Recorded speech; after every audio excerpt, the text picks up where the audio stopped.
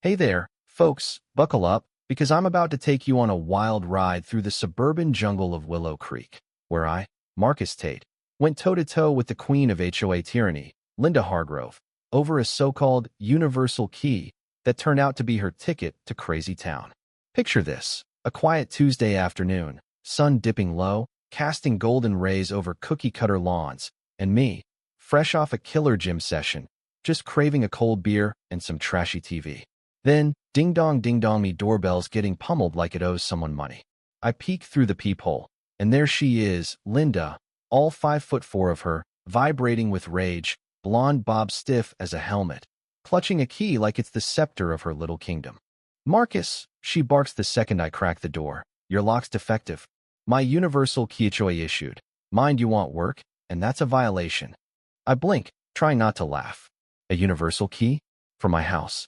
The one I bought, paid for, and locked with a deadbolt so fancy it practically has its zip code? Linda, I say, leaning against the doorframe, sweat still dripping from my workout. Pretty sure that's not a thing. My lock's fine, see. I swing the door wider, nice and slow, just to mess with her. Her eyes narrowed, lips pursing so tight they could crack walnuts. It's in the bylaws, Marcus. Section 8, Clause B. Emergency access.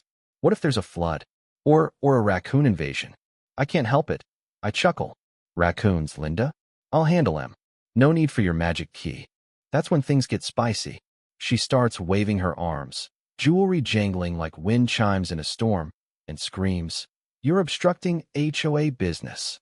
This is insubordination." Insubordination? I'm not her intern. I cross my arms, feeling my biceps flex from the gym, and say, call it what you want, but you're not waltzing into my house with some knockoff key. That's called breaking where I come from. Her face goes from pink to fire engine red, and before I know it, she's yanking out her phone, rhinestone case sparkling, and dialing 911. Yes, officer, I need help at 214 Maple Drive. There's a resident here. He's aggressive, tampering with his locks, denying HOA access, intimidating me. She shoots me a smug look, lowering her voice. He's, a big guy, very threatening. That last bit lands like a punch. I'm a black man in a mostly white neighborhood, and I know that tone, that pause. She's playing the card, the one that says I don't belong here. My amusement fades, replaced by a slow-burning anger. I step onto the porch, voice steady but sharp. Go ahead, Linda. Call the cops. Let's see how this plays out.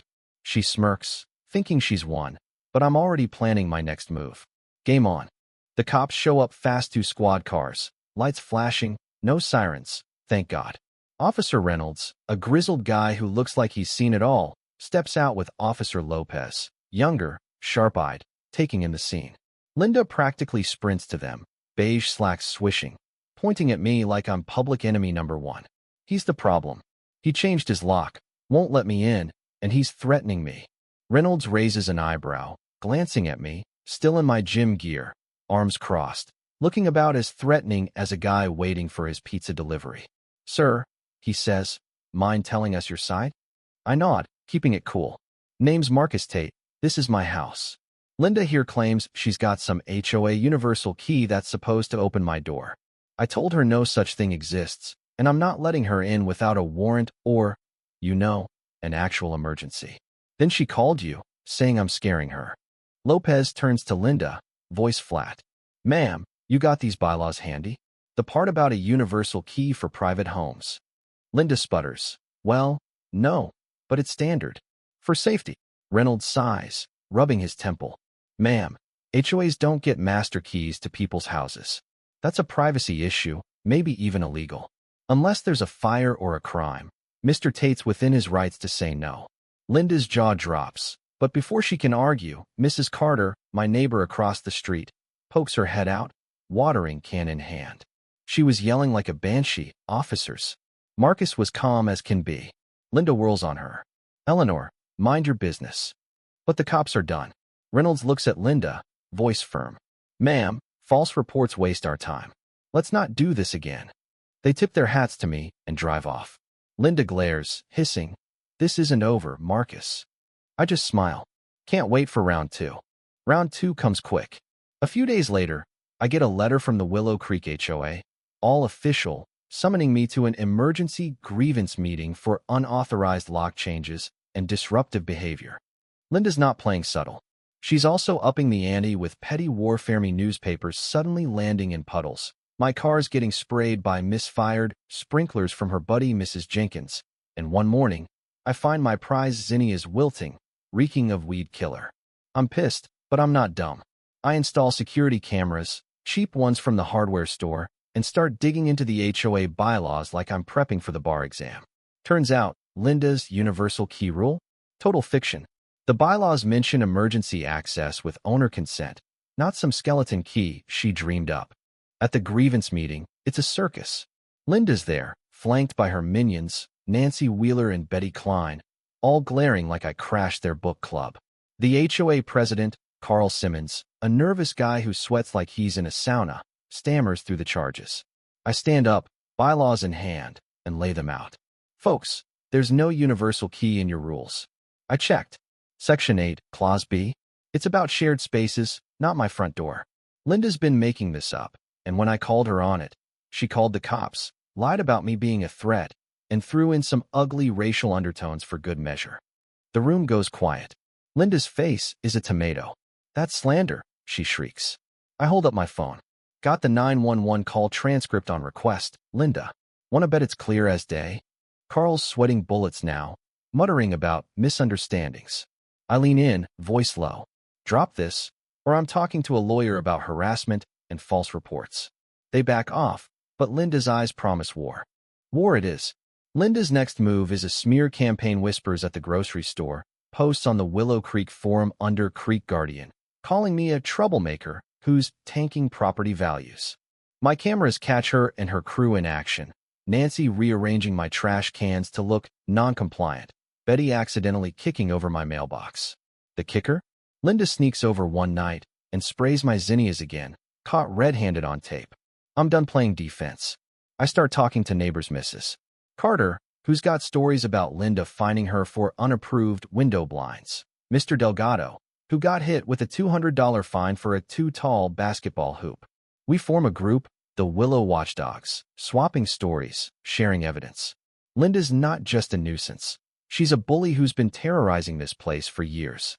The big showdown comes at the annual HOA meeting. We pack the room, Mrs. Carter, Mr. Delgado, a dozen others fed up with Linda's reign. We submit a formal complaint, signed by 10 of us, demanding an ethics review of Linda's conduct, citing her fake key, the 911 call, my poisoned flowers, everything. We also push for an independent audit of the HOA's books, because Linda's been funneling emergency repair contracts to her cousin's shady landscaping business. Linda loses it, screaming about conspiracies, but the crowd's not having it. Carl, finally growing a spine, agrees to the audit and an ethics committee. Linda's power is slipping, and she knows it. The audit's a bombshell.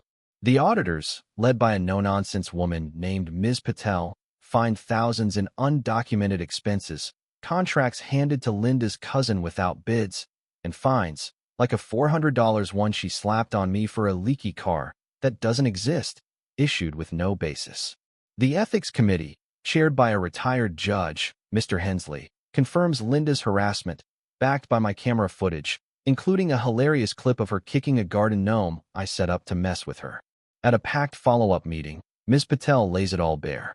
This HOA's been run like a personal fiefdom, she says, eyeing Linda, who's shrinking in her seat. The room erupts calls for her resignation, shouts of shame. Linda tries to deflect, but I stand up. You wanted control, Linda. You lied, you cheated, and you targeted anyone who didn't bow. This isn't about might, it's about all of us. Mrs. Carter chimes in, and my blinds were fine. Laughter ripples through the crowd. Linda's done. She has a meltdown, dumping dirt on my lawn in a rainstorm, caught on camera looking like a soggy villain. The HOA suspends her, and within weeks, she's Gania for sale sign on her lawn, her reign over. We reform the HOA, rewrite the bylaws, and make everything transparent. My gnome, now a local legend, gets a tiny scarf from Mrs. Carter. Willow Creek feels alive again, kids playing, neighbors chatting, no more fear of Linda's clipboard. But here's the thing, what if Linda wasn't the only problem? What if HOAs like this let power-hungry folks run wild because we don't speak up? I turned her chaos into change, but it makes me wonder, what's brewing in your neighborhood? Drop a comment. Ever deal with an HOA nightmare or a bully like Linda? How'd you handle it? Hit that like button if you're Team Gnome, and subscribe for more stories where the little guy wins. Let's keep the conversation going. See you in the comments.